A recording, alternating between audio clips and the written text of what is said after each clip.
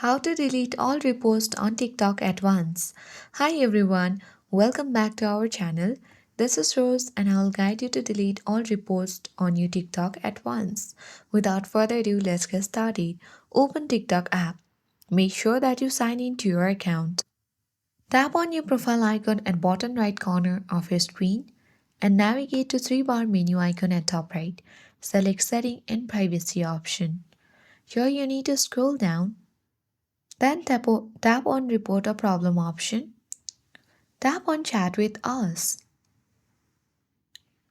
Here you can tap on Send a message and type in I want to delete all the reports all at once. So TikTok had provided such a solution and answer that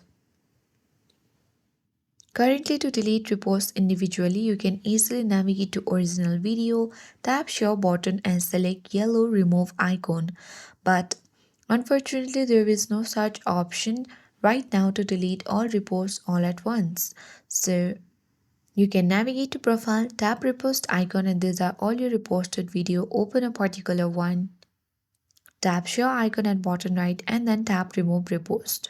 So that's all what you can do right now. I hope this guide was helpful. If it was, then don't forget to like, share and comment.